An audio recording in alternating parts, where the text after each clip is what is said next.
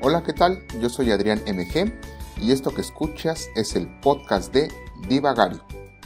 En este episodio vamos a platicar de una revista de divulgación cultural. Esta revista lleva por nombre Artes de México. Quienes somos aficionados a la historia de México, a la historia del arte, a los museos, seguramente hemos oído hablar de esta revista. Hay mucho de lo que podríamos platicar de ella, pero nos enfocaremos en este episodio en un número en especial. Se trata del número 1 de la nueva época de la revista Artes de México, que dedica al centro histórico de la Ciudad de México. Desde luego no vamos a leer los artículos que contiene esta revista, eso le tocará a nuestros apreciados escuchas. Más bien vamos a platicar de qué tratan estos artículos, quién los escribe, las estupendas imágenes que ilustran cada uno de estos artículos, en fin, habrá mucho de qué platicar en este divagario. Comenzamos por la portada. La portada viene ilustrada con un fragmento de una pintura novohispana que lleva por título La Plaza Mayor de la Ciudad de México en la segunda mitad del siglo XVIII. Se trata de una pintura de gran formato que mide 2.2 metros de alto por 2.66 de ancho. Esta pintura, la original, se encuentra en el Museo Nacional de Historia, allá en el Castillo de Chapultepec. Al desplegar la portada, es decir, si la extendemos, vamos a observar que en su interior viene en pequeño formato la pintura completa. Si somos curiosos y analizamos detalladamente esta pintura, cada escena nos va a permitir conocer cómo era la vida cotidiana de la Ciudad de México en la época colonial en la segunda mitad del siglo XVIII. Hagamos un pequeño recorrido visual por esta magnífica pintura. Del lado izquierdo vemos un pequeño fragmento de lo que fue la Acequia Real. También vemos la fachada del edificio del antiguo ayuntamiento. En la parte superior, es decir, en el poniente de la plaza, observamos los arcos del portal de mercaderes, que por cierto aún existen. Curioso que debajo de estos arcos están representadas diversas escenas costumbristas de la época. Del lado derecho observamos la Catedral de México, que parece que tendrá un visitante de la nobleza. Por supuesto se trata del virrey, que va en su carruaje saliendo del Palacio Virreinal rumbo a la catedral. Sabemos que se trata del virrey porque en aquella época los carruajes del virrey eran los únicos que podían ser jalados por 6 caballos, y en esta pintura es lo que observamos, un carruaje con su virrey jalado por estos 6 caballos. También observamos en este cuadro el famosísimo Mercado del Parián, que hoy ya no existe, fue mandado a ser derrumbado por Antonio López de Santana, pero en la época colonial era donde la gente adinerada hacía sus compras. Pero también afuera de este mercado del Parián observamos varios puestos ambulantes ofreciendo sus diversos productos, frutas, verduras, pescado, pollos, etc. Sin duda es una estupenda obra de arte que nos permite conocer, como ya lo hemos dicho, a la sociedad de la Ciudad de México en la segunda mitad del siglo XVIII. Esta pintura es como una ventana al pasado. Como ya lo hemos mencionado, la pintura se encuentra en el Museo Nacional de Historia, allá en el Castillo de Chapultepec. Empezamos a hojear nuestra revista y vamos a detenernos en el directorio. Quizá pocos son los curiosos que le dedican tiempo a leer el directorio, pero en Divagario asumimos que nuestros escuchas son muy curiosos. Leemos que la revista fue fundada en 1953 por Miguel Ansúrez y Vicente Rojo. Esto se le conoce como la primera época de la revista. La nueva época, a la que pertenece el número que estamos hojeando en este episodio de Divagario, salió en el otoño de 1988, tuvo una segunda edición en 1989 y una tercera en el invierno de 1993, que es justo la que nosotros tenemos, la que nosotros estamos hojeando. Su director general es Alberto Ruiz Sánchez, a quien esperamos que muy pronto le podamos extender una invitación para entrevistarlo en este podcast. Nos daría mucho gusto tenerlo como invitado. Algunos nombres que formaron parte del consejo de asesores de la revista nos son muy familiares. Efraín Castro, José Luis Cuevas, Carlos Fuentes, José N. Iturriaga, Miguel León Portilla, a quien esperamos que se encuentre mejor de salud, Eduardo Matos Moctezuma, el arquitecto Pedro Ramírez Vázquez, Andrés Enestrosa, Octavio Paz, Guillermo Tobar de Teresa, muchos de la lista, desafortunadamente ya fallecidos, pero pues recordemos que nuestra revista es de 1993, o sea que ya han pasado 26 años y aún sigue vigente esta revista. Eso me parece fantástico. Sigamos hojeando nuestra revista y en la siguiente página después del índice viene una imagen del fragmento de un plano que es el plano de la ciudad en 1734 de Pedro de Arrieta. Vamos a continuar y ahora vamos a pasar a la página número 4. Se trata del editorial. Aquí el editor de la revista, Alberto Ruiz Sánchez, ha titulado a su editorial La tradición de artes de México. Nos cuenta el editor un poco de la historia de la revista. ¿Quiénes fueron sus fundadores? ¿Cuál es el propósito de la revista en esta nueva época? ¿Quién diseñó el logo en la primera época? Sabemos que fue Vicente Rojo, pero también nos cuenta quién diseñó el logo para esta nueva época. Sabemos que todas las cartas editoriales son breves, sin embargo, en esta nos enteramos de muchos datos muy interesantes, así es que vale la pena su lectura. Ahora vayamos a la página número 6. La ciudad en la memoria y en la poesía. Una grandeza caída. Se trata de una entrevista que realiza el editor al poeta Octavio Paz.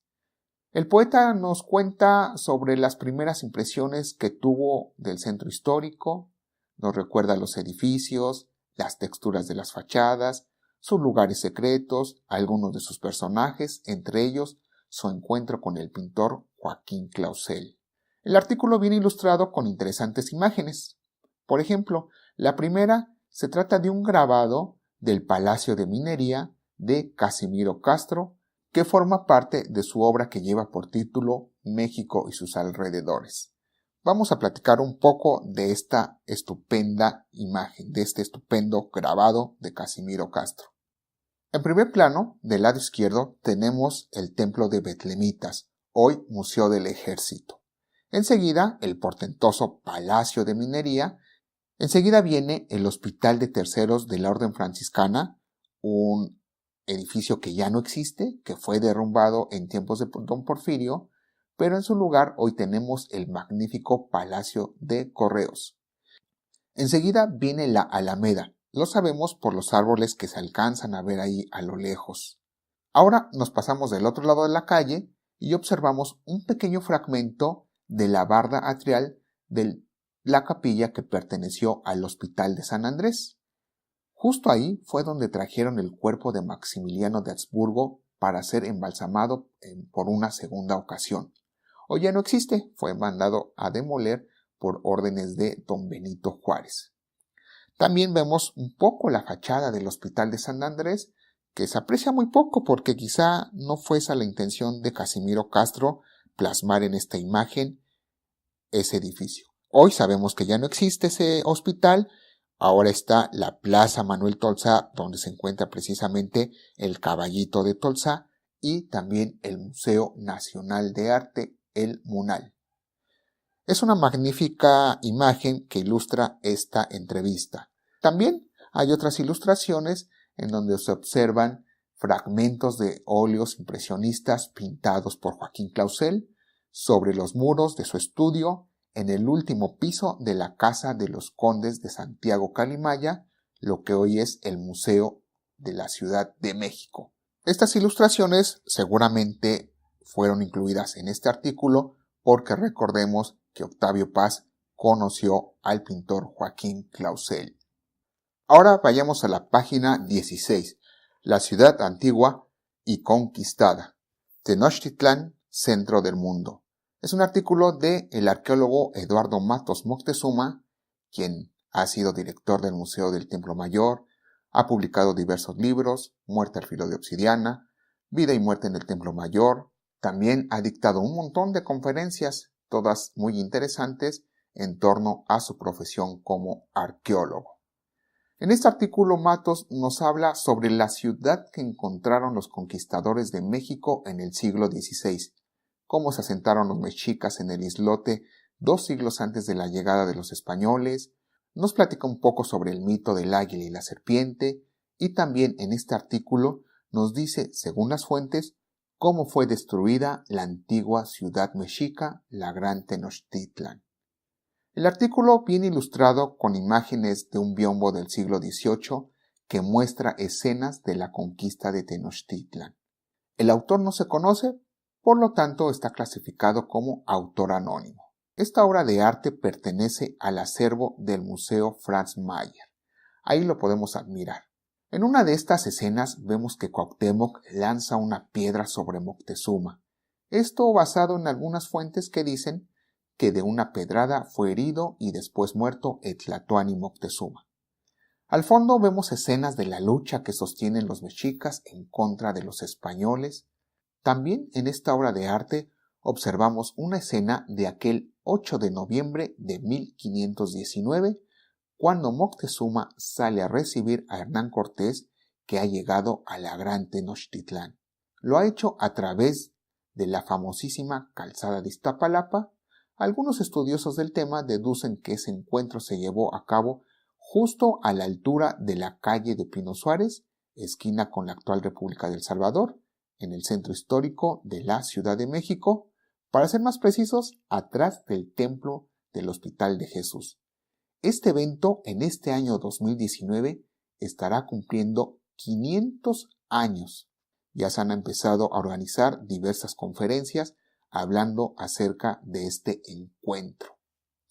Sabemos que esta pintura de gran valor artístico debe ser estudiada con mucho cuidado, puesto que es muy probable que algunas escenas sean producto de la imaginación del pintor. Pero esa tarea se la dejaremos a los expertos. Nosotros solo la utilizaremos como referencia, como un acercamiento a los temas históricos, como un acercamiento también a la historia del arte mexicano. Ahora pasamos a la página número 23, La ciudad de Cortés, construcción de la nueva ciudad. Es un artículo de José Luis Martínez, quien fue historiador, crítico literario, editor y cronista de la Ciudad de México, autor de libros como Literatura Mexicana del siglo XX, Nezahualcóyotl, Vida y Obra, Documentos cortesianos y su célebre biografía de Hernán Cortés. El autor nos cuenta de qué manera se formó la Ciudad de México luego de la caída de la Gran Tenochtitlán, quién y cómo se trazó la ciudad, es decir, cómo debían quedar las calles y las plazas de la naciente Ciudad de México. Muy interesante, nos explica el estudioso José Luis Martínez sobre la inquietud que tuvo Hernán Cortés de conservar la arquitectura del Templo Mayor, sobre todo las pirámides. Bueno, los basamentos piramidales que conformaban el recinto sagrado. Me pareció muy interesante la inquietud que tuvo Hernán Cortés. El artículo de José Luis Martínez también viene ilustrado por fragmentos del ya citado Biombo de la Conquista, que como ya dijimos se encuentra en el Museo Franz Mayer. Vale mucho la pena ir a visitar este biombo, detenerse frente a él y observar cada escena de la conquista. Hacer un ejercicio de imaginación y, si es posible, si nuestra imaginación lo permite, entrar al biombo y ser observadores de aquel importantísimo evento. Ahora pasemos a la página número 31, La ciudad de los palacios, la vida palaciega, un artículo de Fernando Benítez, quien fue narrador y periodista, director de importantes suplementos culturales en México. Algunos de sus libros son La ruta de Hernán Cortés, Los indios de México en 5 tomos, Los demonios del convento, La Ciudad de México y otros más. También fue miembro del Consejo de la Crónica de la Ciudad de México. Fernando Benítez nos cuenta cómo se vivía en la Ciudad de México a finales del siglo XVIII, una ciudad edificada de palacios, los palacios novohispanos que hoy en día nos quedan solo algunos, muy pocos en realidad, pero todavía existen. La imagen que ilustra este artículo es nuevamente un grabado de Casimiro Castro, pero ahora se trata del Palacio de Iturbide. Actualmente es el Museo Fomento Cultural Banamex. Popularmente se le conoce como Palacio Iturbide porque ahí vivió Agustín de Iturbide, proclamador de la independencia mexicana. Aunque sabemos que fue muy poco el tiempo que ahí habitó el fallido emperador, sin embargo, este palacio trascendió hasta nuestros días con el nombre de Palacio Iturbide. En la siguiente página viene ilustrada con fragmentos de la Casa de los Azulejos, una de las joyas barrocas que sobreviven a nuestros días, que hoy es el Sambor de los Azulejos. Lo mismo que las imágenes anteriores, también forman parte de las litografías de Casimiro Castro. Ahora pasamos a la página número 35, La ciudad imaginada, arquitectura efímera y fiestas reales. El autor es Guillermo Tovar de Teresa, quien fue historiador del arte mexicano, cronista de la Ciudad de México, autor de varios libros, entre ellos el clásico La ciudad de los palacios, crónica de un patrimonio perdido. El artículo está basado en valiosos documentos que descubrió Guillermo Tovar de Teresa. Los documentos tratan de las fiestas que se realizaron en la sociedad del siglo XVIII en la Ciudad de México. Por ejemplo, las fiestas celebradas en honor del nuevo virrey, la entrada de los virreyes a la ciudad, arcos triunfales, certámenes poéticos, crónicas de estas fiestas, monumentos efímeros para estas celebraciones novohispanas. Guillermo Tovar estudia estos documentos y descubre datos interesantes. Por ejemplo, las mejoras que llevó a cabo el segundo conde de Revillagigedo, quizá el virrey que más beneficios dejó a esta ciudad. El autor dedica varios párrafos a analizar las obras de un gran alarife. Alarife era el arquitecto de aquella época, así era como se le conocía. Y en este artículo, Guillermo nos habla sobre Ignacio Castera. Incluso este artículo viene ilustrado con bocetos del proyecto del arquitecto Castera para las fiestas reales de 1789. Otras imágenes que ilustran este texto son fragmentos de una pintura que se titula Fiestas reales en Chapultepec en el siglo XVIII. Esta obra pertenece a la colección Banamex. También viene el retrato del conde Revillagigedo, de quien ya hemos hecho referencia. En la página 42 de este mismo artículo viene ilustrado con un grabado que tiene por nombre Fuente del Salto del Agua. Es un grabado de Casimiro Castro.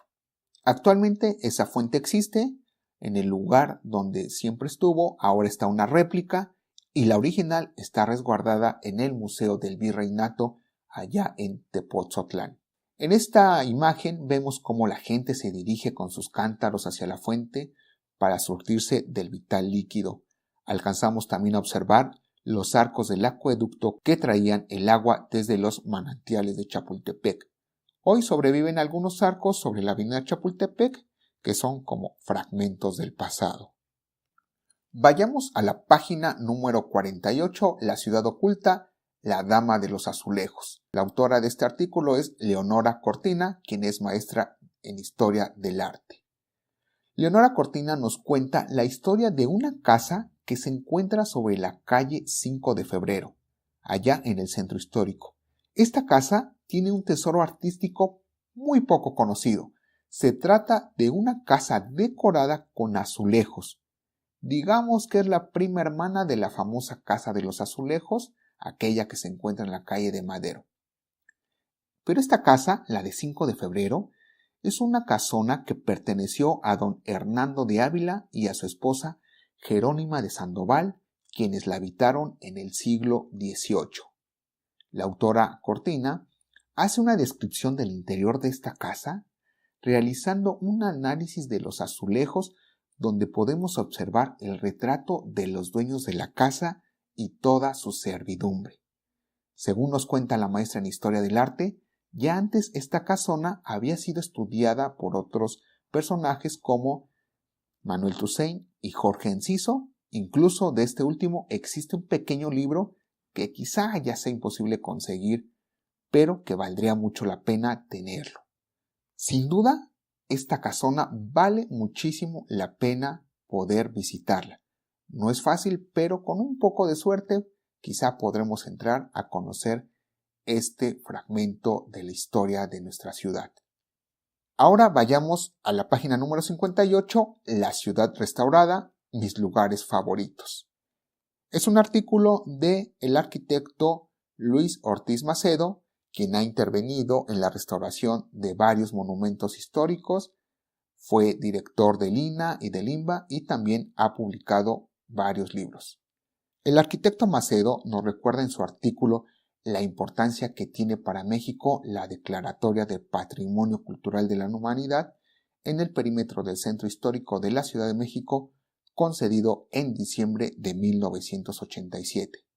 También en su texto nos recomienda visitar 4 viejos palacios que son los lugares de predilección de este arquitecto. Nos recomienda visitar el Palacio de los Condes de San Mateo de Valparaíso, hoy sede del Banco Banamex, una construcción que fue encomendada al arquitecto Francisco Guerrero y Torres a mediados del siglo XVIII.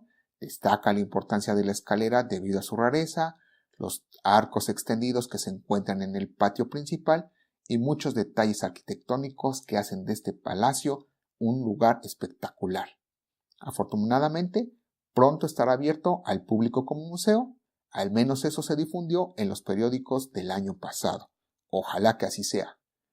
La segunda recomendación que nos hace el arquitecto es visitar la casa de Heras y Soto, actual Archivo Histórico de la Ciudad de México, Carlos de Sigüenza y Góngora. Nos recomienda visitar el ángulo de la esquina que ostenta una hermosa escultura infantil de estilo barroco. Hay quien dice que es la esquina más bella del centro histórico. Nuestros escuchas tendrán que ir a comprobarlo. La tercera recomendación es el Palacio de Minería, una obra del famosísimo arquitecto Manuel Tolsá. Ese Palacio de Minería en la época virreinal fue el Palacio Real Tribunal de Minas. Actualmente está bajo custodia de la UNAM y como ya lo dijimos, ahí es donde se lleva a cabo la FIL de Minería. La cuarta recomendación del arquitecto es visitar el Palacio de los Condes de Pérez Gálvez, mejor conocido como el Palacio de Buenavista, hoy Museo Nacional de San Carlos. También es una obra que se le ha atribuido al arquitecto Manuel Tolsá. Y bueno, pues en este artículo Ortiz Macedo nos hace una breve pero estupenda descripción de estos lugares. Ahora pasemos a la página número 62, La ciudad recuperable, un proyecto de rescate. El autor es José E. Iturriaga, historiador y diplomático, quien también fue miembro del Consejo de la Crónica de la Ciudad de México. Es un texto estupendo que nos invita a valorar y revalorar el centro histórico de la ciudad, su arquitectura, sus calles, sus plazas. Iturriaga nos invita a dar un paseo por la histórica calle de Moneda. Él nos dice: hay que entrar a la calle de Moneda y transitar por sus aceras con verdadero respeto y admiración, por tratarse de un auténtico santuario de la cultura mexicana. Y es que ahí está la primera imprenta, la primera universidad, el primer museo, en fin, sí es una calle que vale muchísimo la pena recorrer. También nos dice el autor de este texto: urge poner alto a un centenario instinto de autodestrucción cultural, sobre todo en lo que se refiere a nuestra raíz española arquitectónica. Por cierto, José E. Iturriaga nunca estuvo de acuerdo en que hubiera una cantina, la legendaria cantina llamada El Nivel, en el mismo lugar donde fue la primera Universidad de México. La cantina ya ha desaparecido, se rescató el lugar y ahora está bajo custodia de la UNAM. Ahí está el Museo UNAM hoy. Es decir, se le cumplió la petición a José E. Iturriaga. Ahora pasemos a la página 65, La ciudad revalorada, acciones para romper un ciclo de deterioro. El autor de este artículo es el arquitecto Jorge Gamboa de Buen. En este artículo se analizan las causas del deterioro del centro histórico de la Ciudad de México, se hace mención de la importancia de detener dicho deterioro, la decadencia de los inmuebles. También encontramos una lista de los inmuebles que fueron restaurados en aquella época en que se publicó esta revista, es decir, en 1988, también las modificaciones que ha sufrido estos inmuebles, algunas muy acertadamente, pero otras no tanto. En resumen, el autor nos habla de la importancia de rehabilitar el centro histórico. Este artículo está ilustrado con fotografías de las fachadas del Museo de San Ildefonso, antiguo Colegio de San Ildefonso, un proyecto de restauración que estuvo a cargo de Legorreta y Asociados. También vemos fotografías del patio de la SEP, el antiguo edificio de la Real Aduana de México, un proyecto a cargo de Jorge L. Medellín. Hemos llegado al final de esta revista, al final de este episodio, al final de este divagario, con un artículo que se titula La ciudad iluminada, las posibilidades de la luz. Se trata de una entrevista al arquitecto Teodoro González de León, quien fue uno de los más notables arquitectos mexicanos, fue miembro del Colegio Nacional, cuyo edificio fue remodelado por él. Otra de sus obras arquitectónicas es el edificio del Fondo de Cultura Económica. Este texto se trata de una entrevista que hace el editor de la revista, Alberto Ruiz Sánchez, al finado arquitecto Teodoro González de León. En realidad, es una estupenda entrevista en la que González de León hace una dura crítica a los criterios que en ese entonces se tomaban para la restauración de monumentos históricos. Quizá después de leer este artículo nos demos cuenta que estos criterios siguen vigentes. Me parece que a aquellos que son muy quisquillosos en estos temas les hará pasar un leve coraje, o a lo mejor no. Quizás sirva esta entrevista para nuevos planteamientos en lo que a restauración de monumentos históricos se trata. Nos dice Teodoro González de León: hay que ser mucho más liberales con los edificios y entender que la historia los cambia de cualquier modo y que lo importante es que esos cambios se hagan con talento. No hay otra fórmula más que el talento. Si se le ponen códigos arqueológicos a la arquitectura, solo se logran tonterías. ¿Qué obra vamos a respetar? ¿La del tatarabuelo del siglo XVII o la del descendiente de fines del XVIII que la transformó? ¿O la del nieto que hizo la mejor adaptación para el siglo XX? Deberían mandar a los reguladores del INAH a viajar para que vean lo que se está haciendo en el mundo. Uy, una crítica bastante severa. Ya para finalizar, en la página 73 vamos a poder observar los 3 logos que ha tenido la revista Artes de México. Ustedes, cuando estén hojeando esta revista y lleguen a esta página, pues verán cuál es su favorito. A mí me gusta el actual. Y bueno, pues finalizamos este episodio cerrando nuestra revista Artes de México y encontramos en la contraportada que se trata también del pequeño fragmento de la pintura con la cual iniciamos, la Plaza Mayor de la Ciudad de México en la segunda mitad del siglo XVIII. Creo que se antoja hacer un episodio dedicado únicamente a recorrer, a observar, a analizar esta pintura. ¿Qué opinan? ¿La llevamos a cabo? Déjenme sus comentarios en nuestras redes sociales, cuéntenos qué tal les pareció este episodio.